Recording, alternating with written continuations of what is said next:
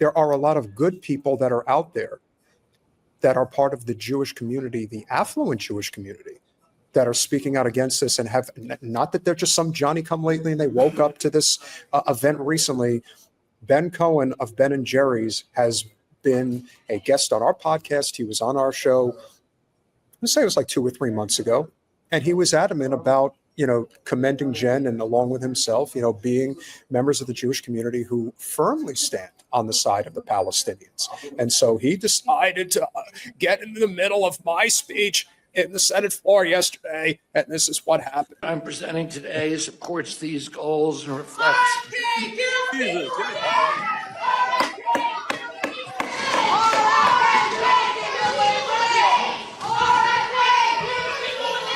The witness will suspend. The committee will come to order. Capitol Police are asked to remove the individuals from the hearing room. Members of the audience are reminded disruptions will not be tolerated.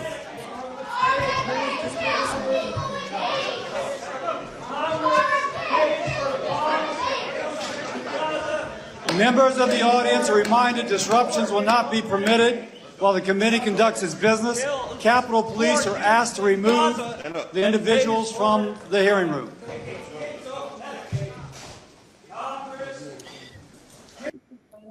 And you see that gentleman wearing that hat right there? Yeah, who's that? So I know him personally. I'm not going to say who it is. He is somebody who supports RFK in a big way. He's one of those guys that doesn't believe in vaccines. Had good conversations with him.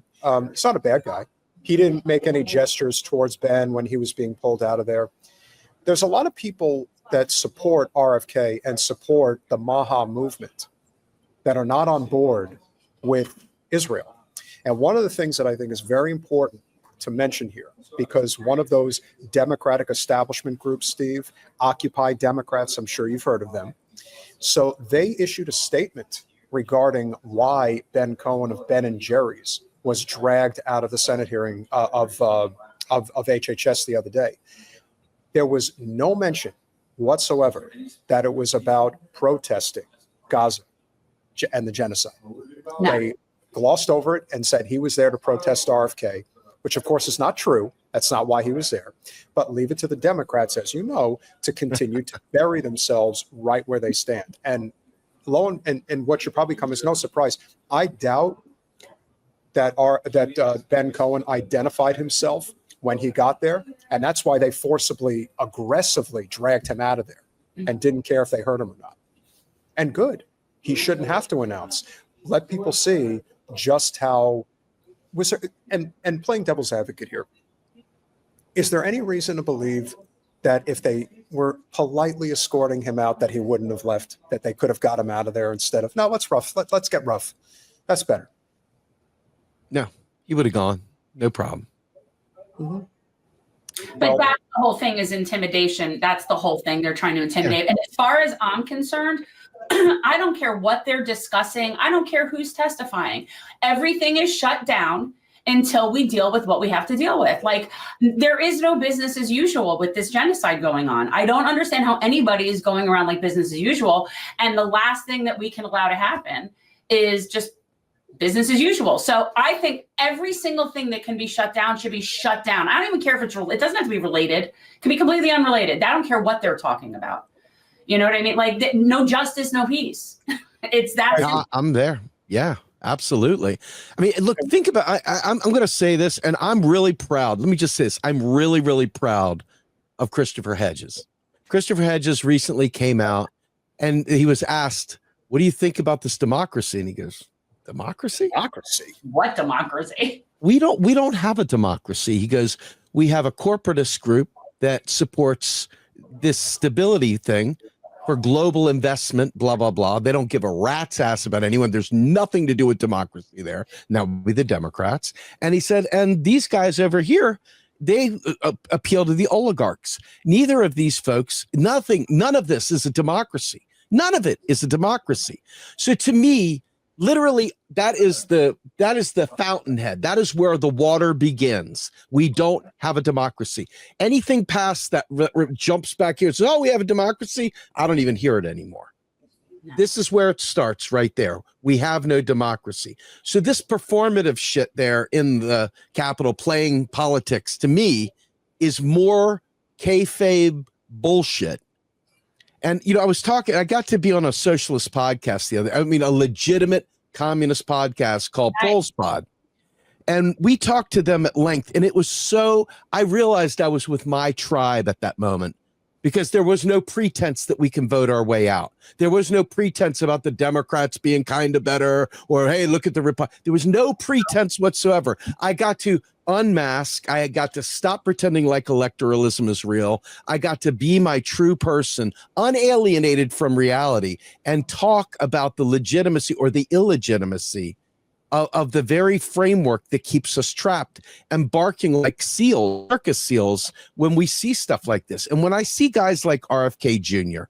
and I see the people that support him, I realize how lost we are.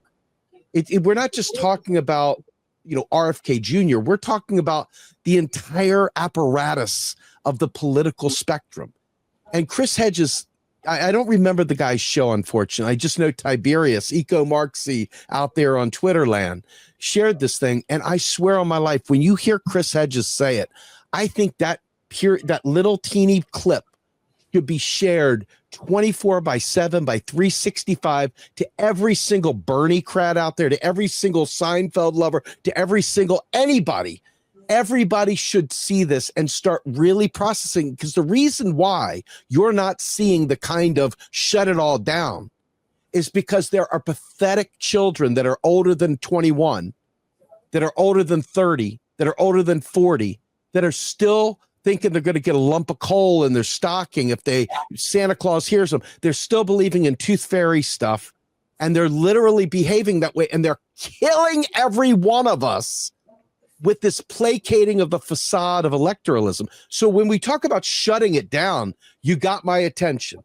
But when you realize that these people think they're going to shut it down by voting, they're going to do these things, this is a huge disconnect. The kind of behavior that you're looking to see, the kind of real behavior that would stop a genocide in Gaza, right, is going to require people to realize you didn't vote for this, even if you thought you did. And by the way, your tax dollar didn't pay for it either. This is 100% a machination of an oligarch group of people, a Silicon Valley broligarch. We're talking about disgusting Palantir. We're talking about all this evil that masquerades as democracy.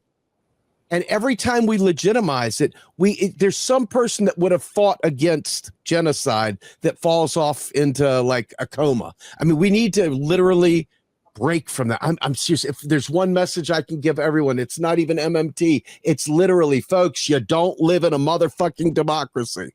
We need to step out of the matrix. Yeah. I mean, yes, that's what it is. There's two universal problems that we have here. There's the more obvious glaring one, which is in the mold of Bobby Kennedy. He's not his father. He's not his uncle. Nepotism is a real thing, and it certainly landed heavily on his shoulders. And I've said before to you, I've said to Jen, and we agree that there are things that Bobby has espoused that I do agree with. But at the same time, he's not a monolith. And the biggest problems we have in this country is, on the one hand, Bobby can talk about how our food supply is completely contaminated, and I agree with him. And in the next breath, he says, we have to support Israel because that's the real problem. And I'm thinking, you throw all that credibility away. You throw it all away because you are showing that when the rubber meets the road, you are willing to be compromised. And the second you become compromised, you are again perpetuating the broken cycle that is our economic and political system. Now, that's the more obvious and glaring example. The worst example is Bernie and AOC, because people are still under this illusion that you can trust them, that they are good people. And even if deep down they are, I don't think they're nefarious and evil, but I think they're also opportunistic. And they probably, she's worse than he is because he's in his twilight years. She's a youngin' and she's looking at her future opportunities. They don't understand that if there ever was a time to break free, especially, forget the two-party duopoly, especially from the Democratic Party, it's right now. Now's the time. I don't agree that they don't know, and I'm not so sure that they're not. No, I'm saying that they do know. I know, but I'm saying I'm not so sure that they're not nefarious, and I am so sick of giving these people the benefit of the doubt. Fuck them. Yes, yes. And not just not. It's so ridiculous at this point that we still even talk about these people. So what I'm talking about is like this concept that is way outside of that. Like we are not getting I'm with you. Where with that. So what we need to start doing is building up communities a la like the antithesis of cop cities all over the country that are basically hubs for small sustainable communities, hubs for people to like have places to be. And by the way, they'll be armed and they'll be protected because it's like, this has got to be done a la Black Panther. And it's not going to happen any other way. And I am so like Bernie and AOC here. There are three types of people in this world right now. Only three. Okay. You are either nefarious and creating the problem. You're a useful idiot of those people, or you're a revolutionary. Pick a fucking team. And I am so tired of it, you know? Yeah. You like Pink Floyd, do you not? Of course. How could you? Okay. Now I'm not joking here. I mean, and I will talk about this anytime someone gives me 5 seconds to slip this in. We all should be forcibly made to listen to the album Animals daily, maybe 3 times a day at least. I've heard that in like since college, probably. We need to listen to it more, and we need to listen to it more and listen to the fucking words. Really, really begin to understand. We do not live in a democracy. And I want to tell you something else that is super important, because I don't normally talk about health subjects because it's not really my bag, but it is my bag today. And you got me on a good day because this is really important.